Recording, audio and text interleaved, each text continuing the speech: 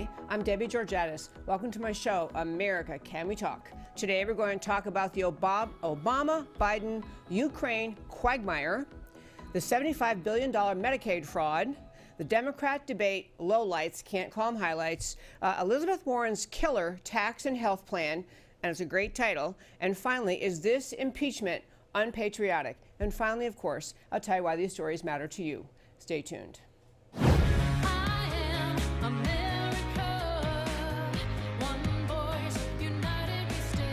Debbie Georgatos, host of America Can We Talk, is an author, attorney, and political analyst whose mission is to inspire the American political conversation about preserving liberty in the best country on earth.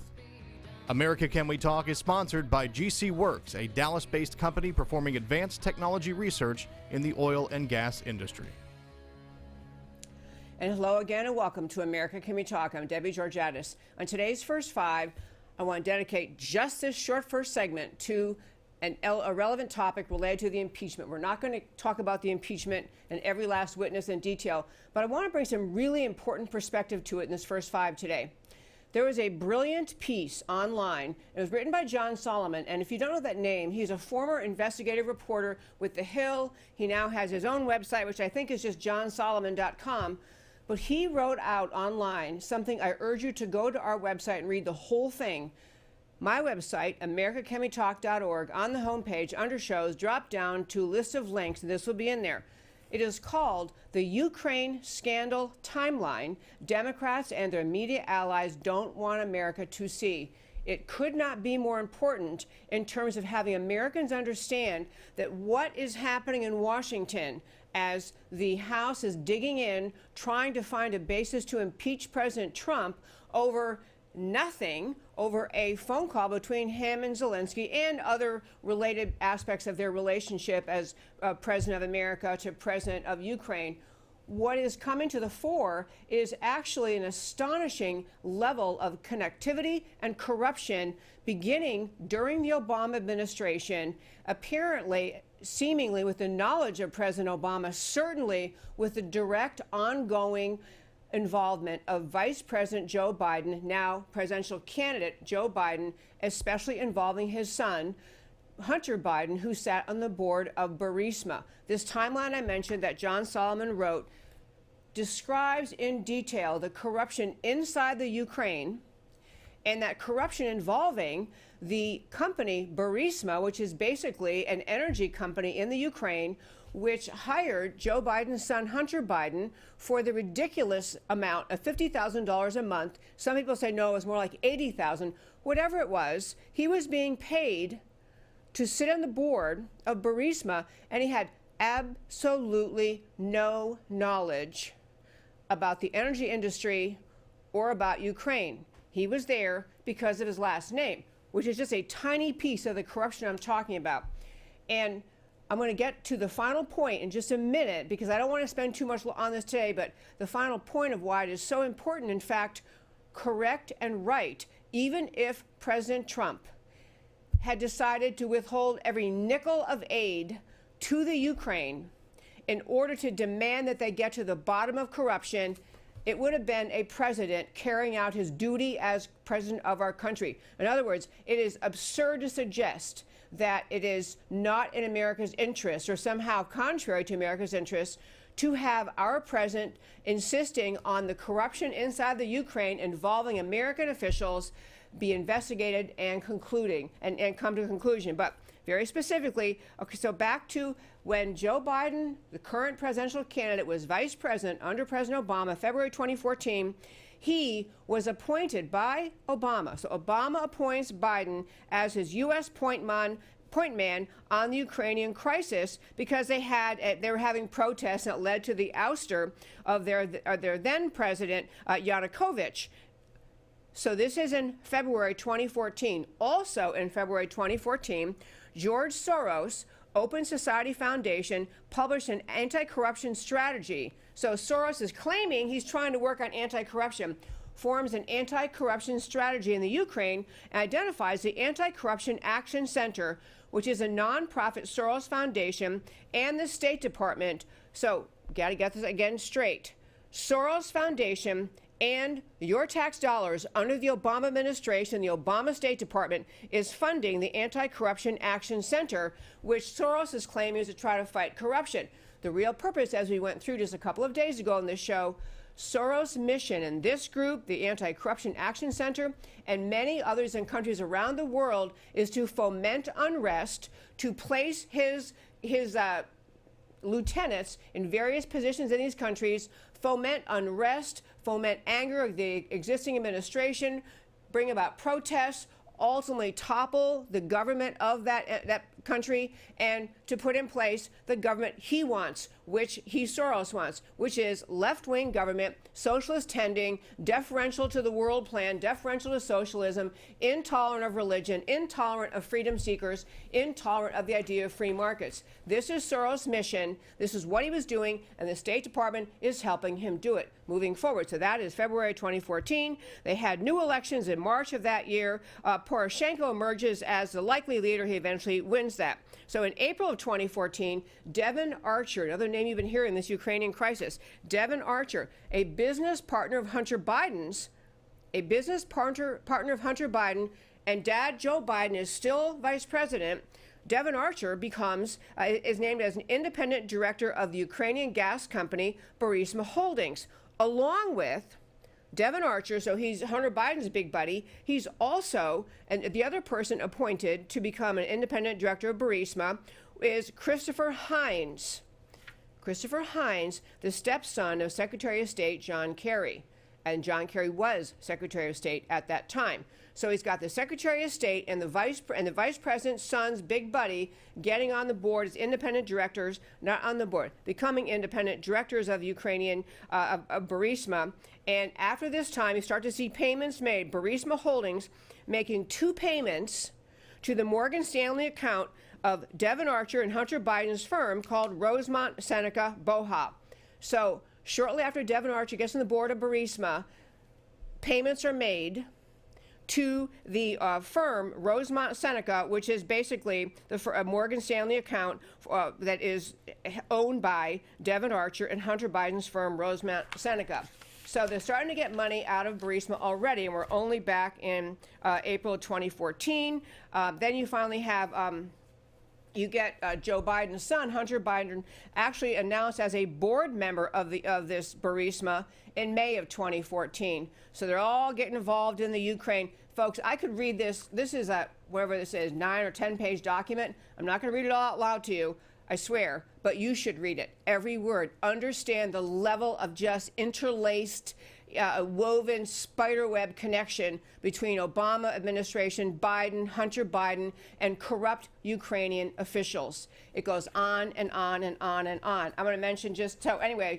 So fast forwarding, Poroshenko wins the election. You recall the tape we played in the show before, where the Ukrainian government is investigating Burisma because they can tell they're corrupt, and Joe Biden, as vice president, as he bragged on a tape 2 years later, but Joe Biden, still serving as vice president, goes over to the Ukraine in 2016 and basically says, I'm withholding $1 billion of aid unless you fire this prosecutor who is investigating Burisma, which is the company that Hunter Biden, along with his friend Devon Archer, have been making millions on for doing nothing, for knowing nothing. And I can't urge you strongly enough to read this timeline, because it'll help you recognize, help you just really get a grasp on the facts that show that what is coming to the fore in Washington, instead of wrongdoing by Trump as to Ukraine, is the unbelievable corruption inside the Ukraine involving the Bidens, both of them, father and son. And so I want to just one more point about this timeline.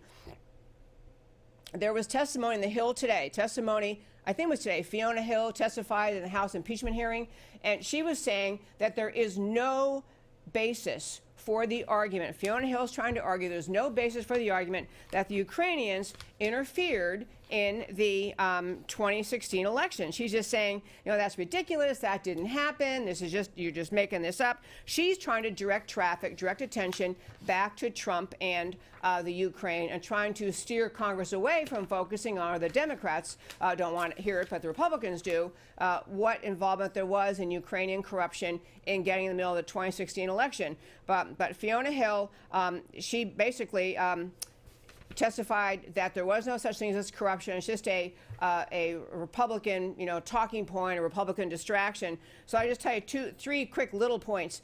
Beside the fact that we already have evidence of, and it was not disputed, it was reported in Politico, a left-wing site, meetings in Washington between the Hillary Clinton team, the DNC, and Ukrainian officials during the 2016 election. You also had, during the 2016 election, you had the, oh, I want to tell you about George Kent in a minute, but hold on, I can do that yet. I want to tell you one thing here. A DNC contractor, May of 2016, DNC contractor Alexander Chalupa wrote an email to her bosses at the Democrat Party headquarters detailing her work to get dirt on Trump and Manafort from the Ukraine. So the Democrats are using their operative to get dirt on Trump during the 2016 elections. This is now a document we have available, Chalupa's report to the Democrat Party.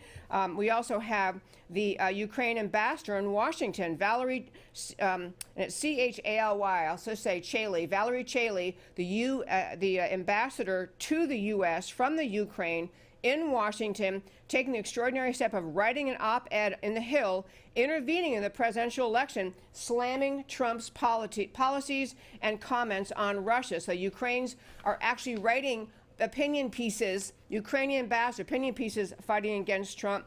You had cooperation and, in fact, instigation by the Ukrainian government in giving information to the FBI about Manafort, stirring up the suspicion of Manafort, the Trump campaign guy, who was at that time the head of the chairman of the campaign, I believe.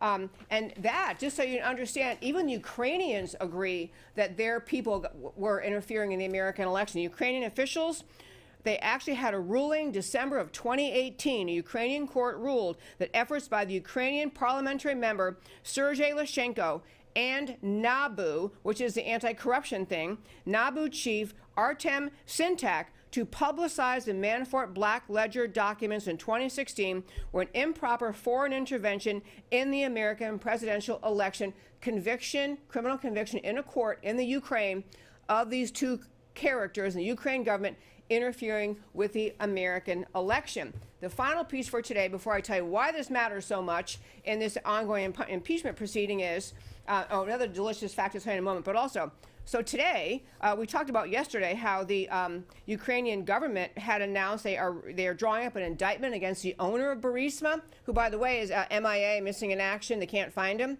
Interesting fact. But anyway, Burisma founder, an individual guy, Minister Nikolai Zlochevsky, they are going after him and accusing him of corruption, the corruption that he was engaged in that involved money, laundering money through Burisma, getting money to Hunter Biden and other Westerners, other officials.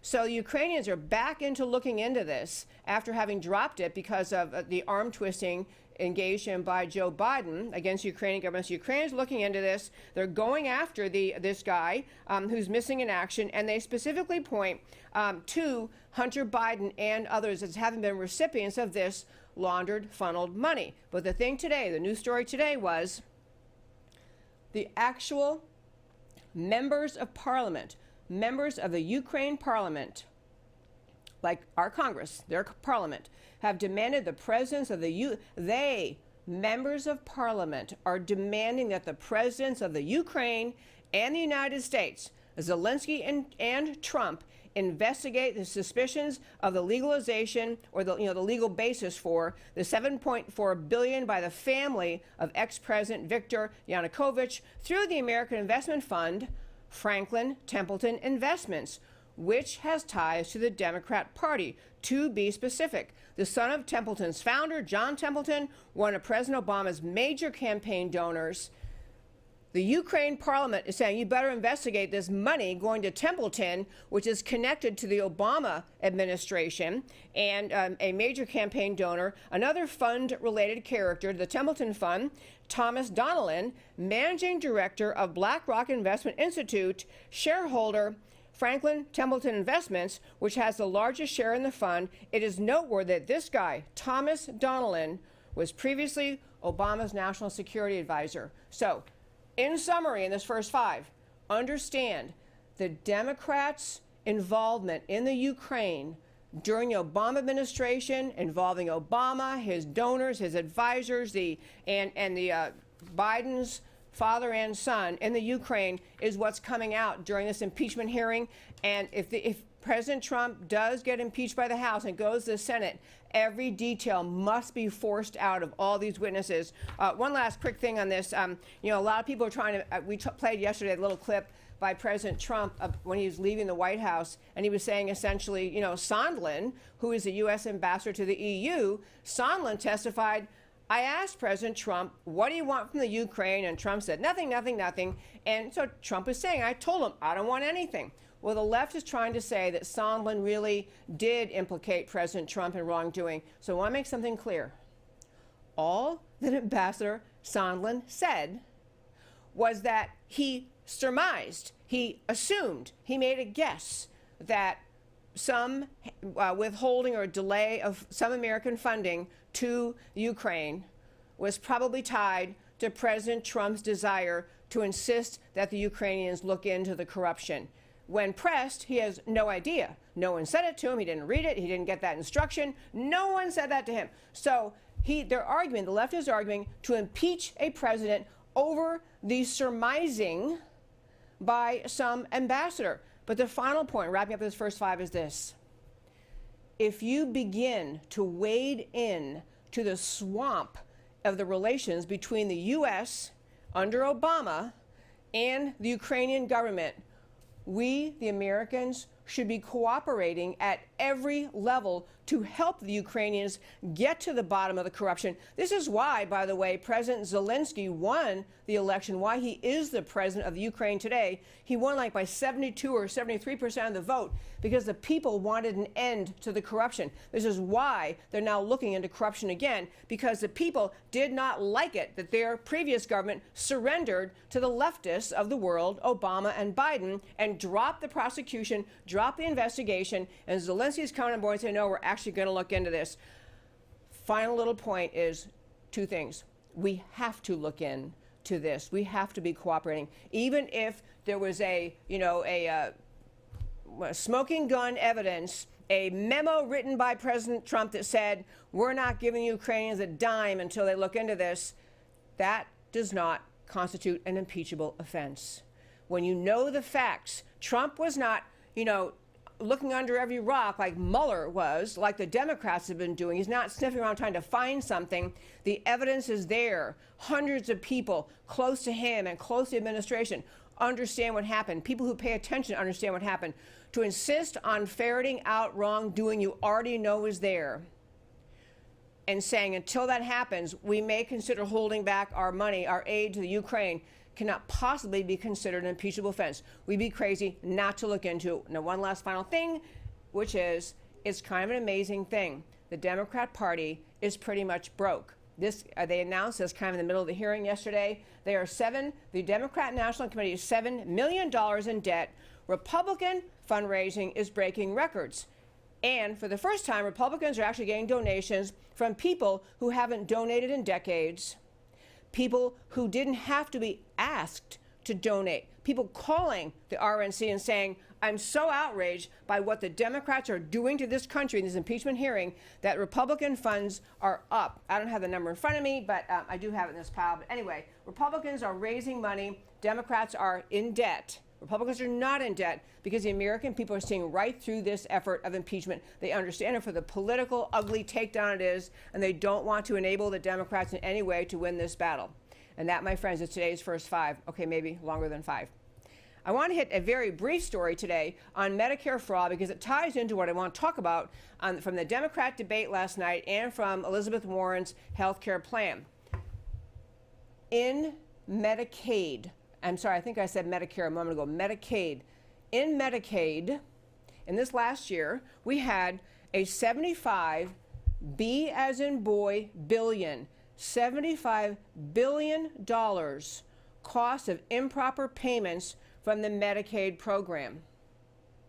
I want you to let that number sink in. I mean, sometimes I feel like we hear all these big numbers out of Washington, and programs cost millions and billions and trillions and all these just numbers.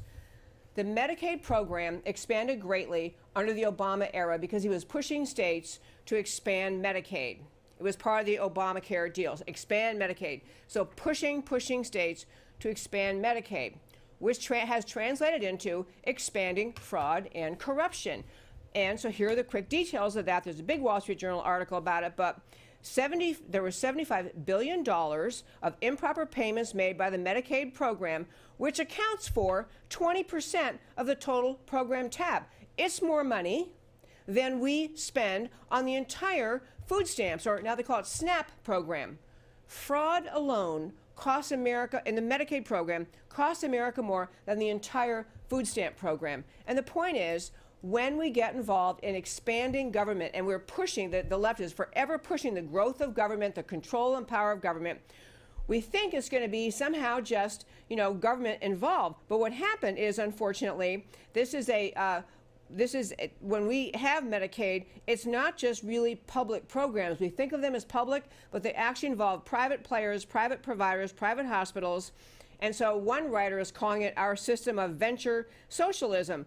He's saying even being worse than single payer, because it combines socialism, which is, government gathers all the money and redistributes it in various programs, with some of the motives of capitalism, because government shields the private entities from market forces. Bottom line is, we expanded Medicaid. We have massive increase in Medicaid fraud. 20% of Medicaid spending went to fraudulent payments. And this is the case when any government program grows, because unlike a private employer or private entity where the only money you have is money you earn, you bring in because you earn it, and you watch your bottom line and you watch your expenditures, because at the end of the day, if you run out of money, no one's going to bail you out. Well, that's not true when you're involved in government programs, because the government keeps providing money, You're incentivized to provide services that cost money, that bring more money to you, because you're not even thinking, if you're a Medicaid provider,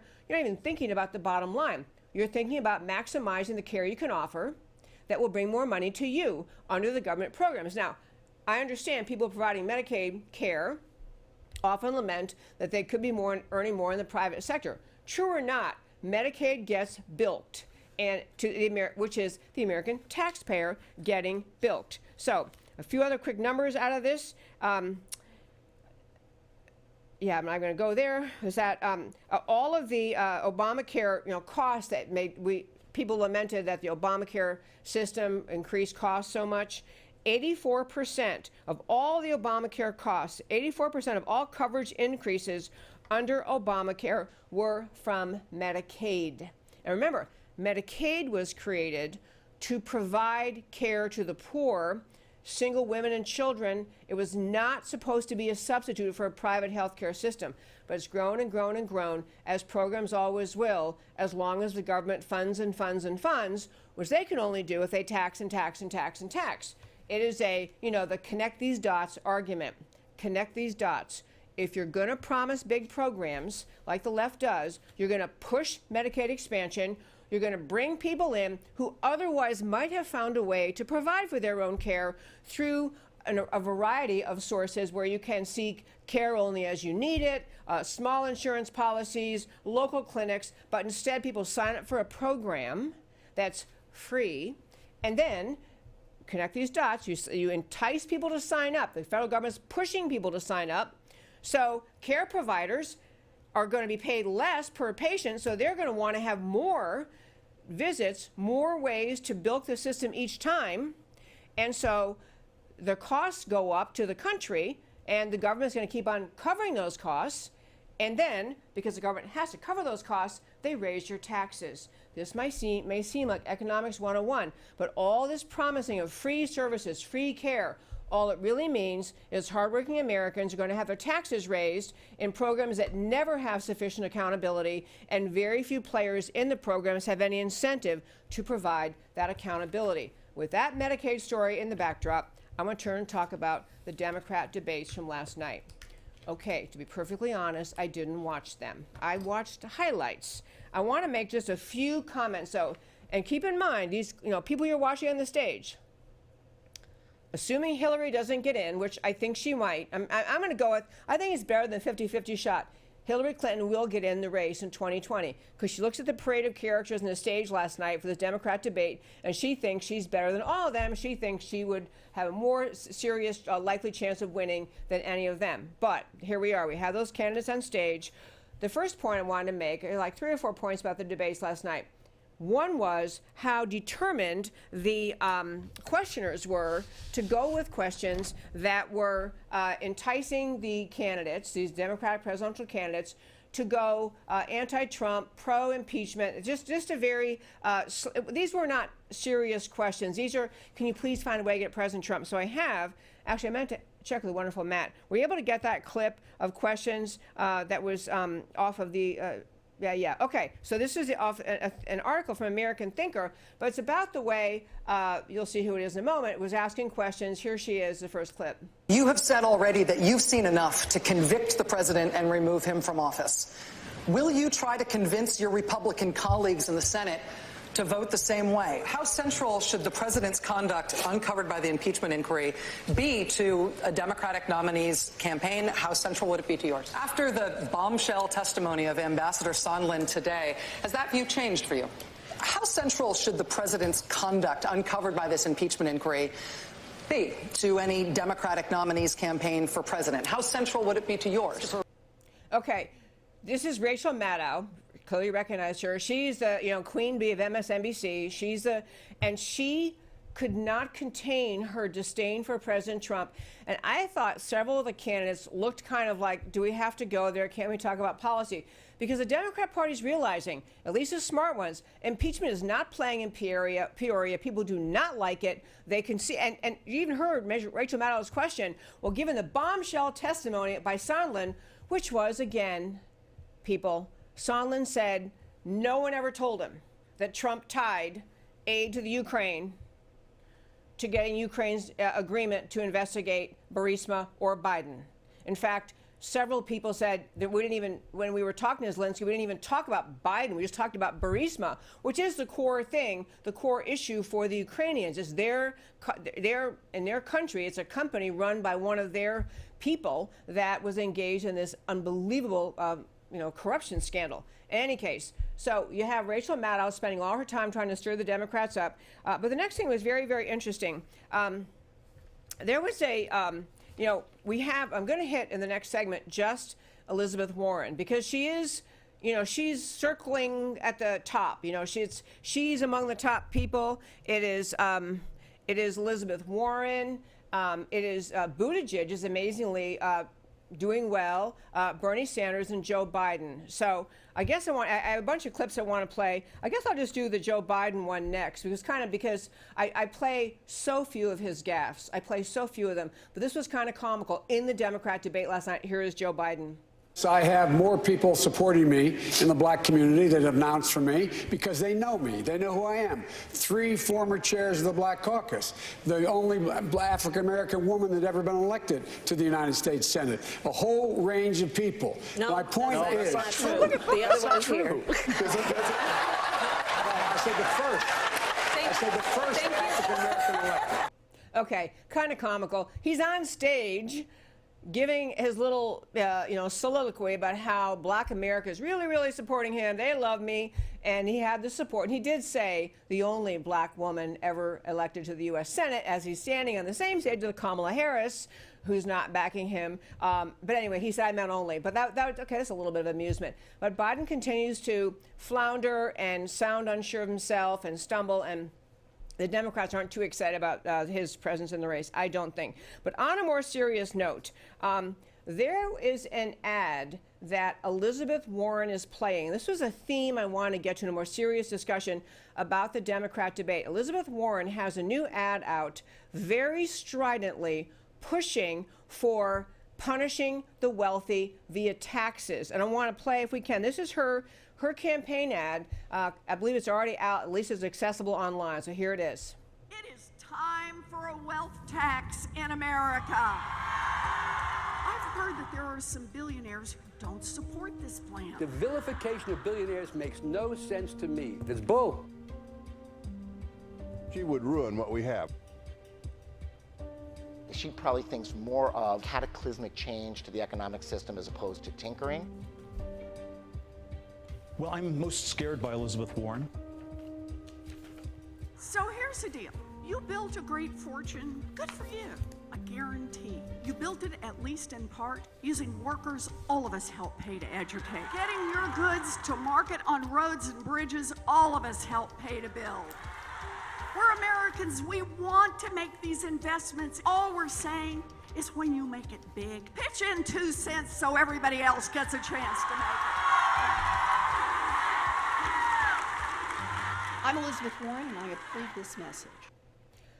I got to tell you, folks, this is a conscious decision by this woman, Elizabeth Warren, to basically say, I'm going to get right out there and I'm going to be the leader in attacking the wealthy. I'm going to be the leader in class warfare. I'm going to be the leader stirring up Americans, ignorant Americans, people who don't understand how the economic system works, who don't understand the virtues of free markets. I'm going to stir them up into anger. She's kind of the angry socialist vote she's trying to get in her corner. She is trying to instill hatred and suspicion and envy of the wealthy. And this is a very interesting thing. I want to talk about that in a minute, and then I want to turn to what Cory Booker had to say. Because briefly, he sounded sane, like maybe a Republican, but then he quick got over it. But on Elizabeth Warren, she is wading into the world of saying, and we're going to talk about her health care proposal next, but she's wading into the world of saying that essentially the purpose of the federal government in America, in this free market economy, in America founded on the freedom of the individual, the example to the world of the prosperity and success possible flowing from freedom, flowing from free markets. She is selling a central point of socialism, that the purpose of the government is to redistribute wealth. The purpose of the government is, when you saw the little laundry list you had there at the end, if we tax the wealthy, we can, if we tax billionaires more, and we can, pay for free health care for everybody, free college for everybody, universal preschool. She has a whole list. We can get rid of all college debt. She's got this insane, and I actually mean the word insane, utopian notion that somehow everything that costs money is available to be given away by her and other radical government control freaks on the American left if they will just let her pass laws that essentially okay the seizing of private wealth of people that she is vilifying as too successful, as having too much money. And this, she is entirely determined to sell this as kindness, as caring. Don't you see how I care about the American people? This is why I am doing this, because I care about the American people. And I think if the American people can just see all that we could be paying for, if we just get the, and then she uses these expressions, she had it over and over in the debate. Come on, throw in an extra 2 cents. You billionaires, throw in an extra 2 cents. Throw in an extra, 5 cents. She talks about it like it's somebody who's a billionaire is being asked to give a nickel or a dime.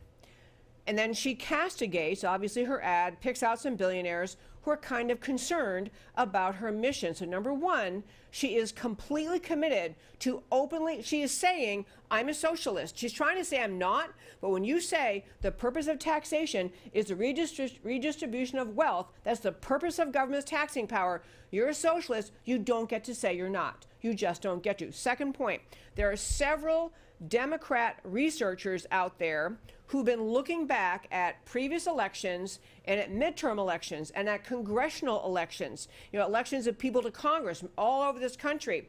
and they have come up with an analysis of the impact on the elections when candidates like Elizabeth Warren go so far left, go so far. I mean, Bernie's a socialist. We all know it. He's proud of it. And, you know, he's got the Socialists of America behind him. Elizabeth Warren is really no better. She's just a touch savvier in not calling herself a socialist.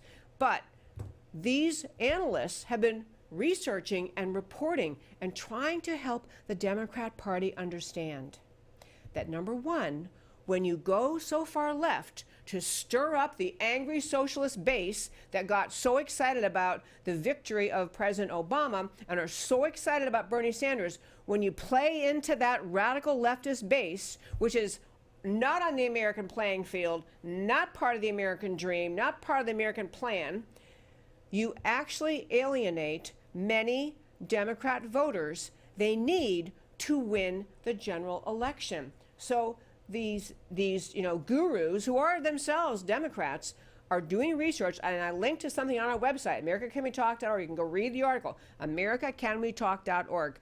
On homepage, under shows, drop down, list of links. Really thoughtful writing about what happens when Democrats go so far left. They may appeal to the radical base, but they lose the mainstream Democrats, and even more so, they embolden, in fact, they bring about the victory of Republicans. So a lot of people worried about her because she's making headway. You know, she's definitely in the top 3 or 4 in all the polls there are. But there's a particular thing that she raised, and actually, let me do one last thing on the debate. Last segment, one last thing. That we had a little clip of Cory Booker, who, as I said, briefly gave voice to a reasonable idea, but then he went off the rails. So if we have Cory, but last thing from the debate last night, Cory Booker, if we have him, the very wonderful Matt, the producer. We as Democrats need to fight for a just taxation system. But as I travel around the country, we Democrats also have to talk about how to grow wealth as well. When I stood in church recently and asked folks in a black church how many people here want to be entrepreneurs, half the church raised their hands. If we as a country if we have a party, don't start talking not just about how to tax wealth, but to give more people opportunities to create wealth, to grow businesses, to have their American dream. Because, yeah, we need to raise the minimum wage to a living wage, $15 an hour. But the people in communities I frequent, their aspiration for their lives is not just to have those fair wages. They want to have an economy that provides not just equalities in wealth, but they want to have equalities of opportunity. And that's what our party has to be about as well. Okay, as I say, Cory Booker briefly sounding sane there. He is recognizing that the Democrats are standing on that stage, and all they're doing is arguing with each other about who's going to raise the taxes higher on the wealthy, who's going to tax the hardworking people, who's going to raise, I'm the one, I'll take everyone's money away. Vote for me, I'll take all the rich people's money away. They won't have $1 left to spend. I mean, this is Cory Booker's realizing this is not playing in mainstream America. It's not even playing, as he's saying, in visiting a black church. This idea of the purpose of government is just to take away money from the rich and give it to other people doesn't even play in a black church. Instead, he said these people want to hear about and be re-energized about the idea of entrepreneurism, of building their own wealth, of becoming what it is, part of the American dream. So Cory Booker said that. So, sane to that point. But then he goes on to, and his little list, to be clear what he's running on, because he's trying to say Elizabeth Warren is too extreme, but he's running on penalizing wealth in different ways. He wants to increase the tax on capital gains. Well, if anybody knows, that has been a true killer of innovation, and reinvestment and growth of business, which creates jobs, which puts food on the table for families in America. The increase in the capital gains tax is a killer in the economy, and a killer especially for the most successful people among us, who are not going to continue investing if that's what they're going to do to them. Second is, he wants an increase in the death taxes, an extremely unpopular position. The death tax is, the inheritance tax, what you get to pass on to your children when you pass on. And this idea, what he's arguing about is saying, let's just take more, throw their money away. Very unpopular idea. Every time it's polled, people do not like this. He's also talking about the federal $15 minimum wage. Again, as we talked about many times on this show, the minimum wage increase is a job killer, especially for the people who need jobs the most, the unskilled, the people just beginning their participation in the labor force, the people who need those entry-level jobs, who truly aren't contributing much value to the company, but they're learning job skills like show up in time, punch in, do what your boss says, work hard, don't leave to the end of your shift, these basic things.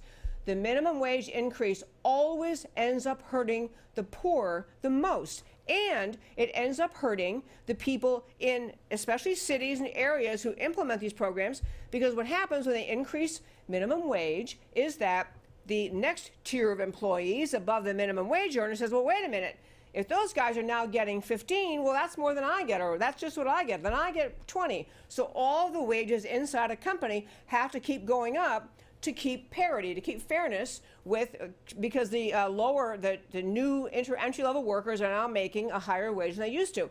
So the company, not being made of money, ends up having to increase the cost of the good or service they produce. So the increase in cost happens, and then all the people who have all that new money in their hands from the increase in wages find that everything they want to buy costs more. This is reality. This is like gravity. It's just truth. You can't change it. And I actually think that a guy like Cory Booker probably knows this. But this is another example of pandering to the people who are struggling, people who just want to hear, somehow you're going to help me. So Cory Booker is really no better in terms of harming the wealthy than is Elizabeth Warren, even though, because he was kind of getting on her case about her wealth tax thing, but he's just getting increased taxes in different ways than Elizabeth Warren would have. I want to talk specifically for just a moment about Elizabeth Warren's health care plan, her killer, I called her killer tax and health care plan. And I actually kind of mean killer. To start with, she proposed Medicare for all. She put out a plan, literally meaning everybody would have to get their health care from the government. You could also call this socialized medicine. That was her original idea. People started to point out, you really can't afford to pay for this. It's really, really, really expensive. You cannot afford to pay for it. And that's when she got into, well, we're going to have a wealth tax. We're just going to take away the money from the wealthy people. That'll solve it. We'll have a big old wealth tax. That's what her ad is about, the wealth tax. But again, as in gravity is always a rule, many rules of economics are always the rule. There's a finite amount of money available. And I want to just explain something that Elizabeth Warren isn't going to tell you. If the American government seized all of the wealth of all of the billionaires, B as in boy billionaires, on the entire planet Earth, that money could not pay for more than 3 years of Medicare for all in America. You have to grasp this. There just isn't this money existing in some utopian cloud somewhere that's waiting to be seized and brought into the federal treasury and spent on Medicare for all. It isn't there. So because Elizabeth Warren, was criticized so much, she said, well, okay, I'm going to go with the option of, Medicare option for all, meaning anyone can choose to stay in private health care, pursue private insurance or private care, or they can choose government-funded, which is taxpayer-funded, Medicare for all. So she said, I'll make an option for them. Two things about that. Number one, what she actually said was she would go with a Medicare option for all only for the first 2 years of her presidency. And then the second 2 years, she was going to get rid of this, option business and just force Medicare for all on everyone. Second point, she never is able or willing to address the reality that there isn't enough money to do this. And this is the danger of someone like Elizabeth Warren, because she sounds intelligent. She sounds reasonable. She puts out, I have a plan for that, I have a plan for everything. And she is not dealing with reality. She truly is not dealing with reality. Other impact we'll have to get to another day, because I want to hit one quick story and then it'll be time to wrap up. But she also never acknowledges that in order to get to Medicare for all, there is inevitably, without any question, going to be rationing. There isn't enough money to pay for Medicare for all. This is why the National Healthcare Service in England, the famous socialized medicine, that we supposedly think is so great. I don't think it's great, but the Democrats are always bragging about the British system. The British system, one of the major trust funds participating in the British healthcare system, announced about like 3 or 4 weeks ago that they are no longer going to provide service for anyone who engages in racial or sexual discrimination, gestures, use of words. They are basically saying, we're going to size you up, and if you don't fit the left-wing worldview, and if you say something we don't like, or you say something we determine is offensive or sexist or racist, we're not going to provide you care. Now, you could say, well, that never happened in America. What will happen in America, if we actually get subjected to what Elizabeth Warren wants to do, there will be, in one way or another, rationing, because there isn't enough money. You will start to hear about a child not worthy of care because they have too much of a disability when they're born, a senior citizen not eligible for care because, after all, he or she is already X number of years old. We got to save our money in the system for the young people, so we can't be, we can't be spending money on these old people. You will have rationing one way or another because there just isn't enough. We're going to have to talk more about that healthcare thing. The last very, very quick story. It's just it's a wrap up for the show too, is about this idea of misplaced patriotism. Patriotism in America is the idea of loyalty to the ideas that founded America. Loyalty to the ideas in the Declaration of Independence, or we all have rights from God simply because we were born. We have the right to life, liberty, the pursuit of happiness. Patriotism in America is loyalty to the Declaration, to the Constitution, to the ideas that formed America. Patriotism does not require any individual, or to be genuinely patriotic, it doesn't require you to agree with every decision or statement by elected officials. It does not require you to agree even with the positions taken by the party that you prefer, or by the candidate, or the political party, or the side of the aisle. Patriotism is upholding the ideas of our Constitution. In this impeachment in Washington, what you're really seeing, and this is a great tying of all of our points of the show today together, what you're seeing in the impeachment is the American left out of their minds because Donald Trump won the election in 2016 and is actually carrying forward the mission he ran on to restore America's place in the world, to restore freedom in America, to limit the broad behemoth of the bureaucracy in Washington that's strangling regulation and issues strangling regulation, strangling business, slowing our economy down, standing up for the place of America in the world, demanding that we have fair and reasonable trade agreements, refusing to surrender America's sovereignty to the United Nations and a globalist mindset. And in the Constitution, there was a reason that our founders said that foreign policy belongs in the hands of the president. He's the leader. He sets foreign policy. If people don't like his foreign policy, then they have to work to elect a different leader next time, or to put public opinion pieces out trying to sway the president.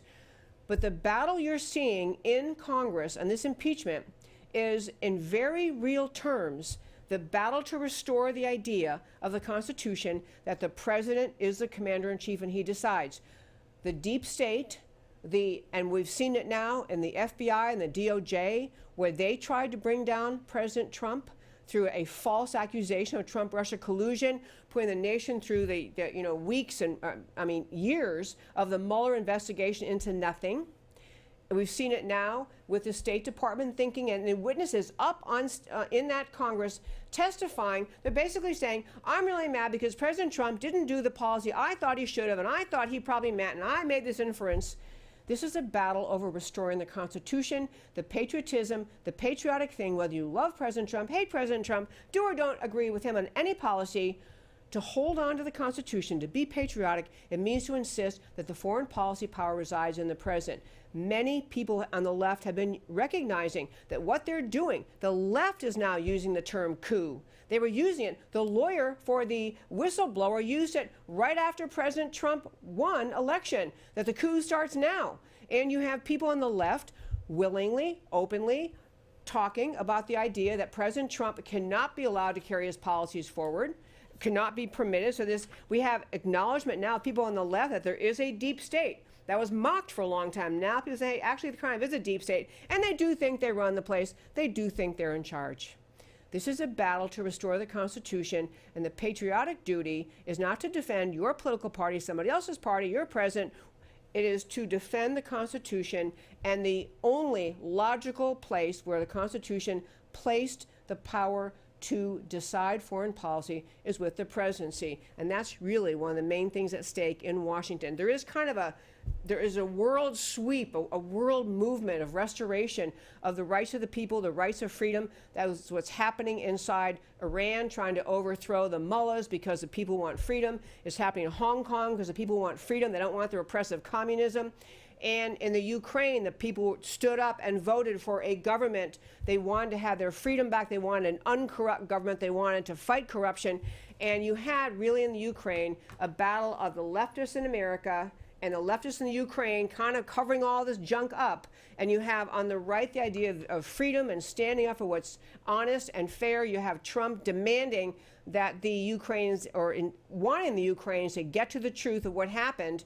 This is a battle over, are we going to honor the people of the Ukraine who elected Zelensky to expose corruption, to bring prosecution, to convict, or are we going to go with the leftist cabal mindset in Obama, the State Department, and his counterparts in the Ukraine back in his era that kind of want to keep the people repressed and keep control? It's a big battle, folks, and we have to come down the right side. I'm out of time. I can't finish this point, but I need to turn, because my show's almost over. I want to turn to why the stories we talked about today matter to you.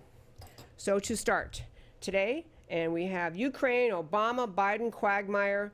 You got to read that piece. Impeachment scam is exposing the scope of the Obama-Biden corruption in the Ukraine. Hunter Biden, not Don Jr., was fleecing Ukraine. Joe Biden was protecting Burisma and Hunter from Ukrainian investigators, Hunter being his son. Obama, not Trump, denied weapons to the Ukraine. All this Trump-Russia collusion. Trump armed the Ukrainians to protect them from so they could protect themselves from the Russians. And the deep state went right along with Obama, and they're outraged at Trump. It would be negligent for the U.S. not to investigate. Go to AmericaCanWeTalk.org. Read the Ukraine timeline article. You will love it. Okay, on the $75 billion Medicaid fraud. Just the fraud portion of Medicaid exceeds the cost of the entire food stamp program. Fraud results from dysfunctional cross-incentives in a program engineered by Big Health. Common sense should forever guide Americans away from big government programs for addressing health care. The government doesn't administer anything efficiently except the military. The American way: provide for those truly mentally or physically unable to care for themselves, require all have skin in the game, stop claiming health care can or should be free, but most of all, so far as humanly possible, keep control of the health care in the hands of the people and providers, not government. On the Democrat debate, the lowlights of the debate, moderators were cheerleading for impeachment and free stuff. The attempt to paint hard leftism as moderate. I mean, this is what they're trying to say. Well, Sanders is left-wing, but everybody else is pretty moderate. They're all leftists, folks. Truly think through what America would look like if any of these leftists actually got power. 2020 will be a stark choice, maybe as stark as ever presented to the American people. Is freedom and strength and sovereignty, or big government control, weakness, and globalism? American patriots must turn out in 2020 as never before. And on Warren's killer tax and health plan, she has politics of envy, and they're dangerous and they're ignorant. Blame the billionaires, appeals to the American people as ignorant masses. She stokes class envy, and it's financially silly. Confiscation of all billionaires' wealth wouldn't pay for 3 years of Warren's Medicare for All. And what's left after the government takes everything? Yeah, and what happens after that? I mean, all these programs she's going to pay for. What happens when they've taken all the money? Then what are they going to fund these programs that they're not, to use their word they love, sustainable? Warren backed off of Medicare for All only when people pointed out it's unaffordable, and only for the first 2 years of her presidency. Medicare option for all is equally destructive of our healthcare system. Government has control over costs and will outcompete the private sector. We'll talk about that another day. This why this option thing is really a disaster also. And is this impeachment unpatriotic? We have to start calling it unpatriotic. Cut through the noise. The issue is the president elected by the people in charge of the executive branch, or are the deep staters not elected by the people in charge of the executive branch? Struggle to resist impeachment is the struggle to reclaim constitutional order. Americans know it, but does the House and Senate also know that? And that, my friends, is America Can We Talk for today. Thank you so much for listening. Check out our website, americacanwetalk.org. Follow me on Twitter at Debbie Can We Talk. Please like this page on Facebook, subscribe on YouTube, email me at americacanwetalk@gmail.com, and most of all, tune in every Monday through Thursday, 3 p.m. Central Time, where I always talk truth about America because America matters. Talk to you next time.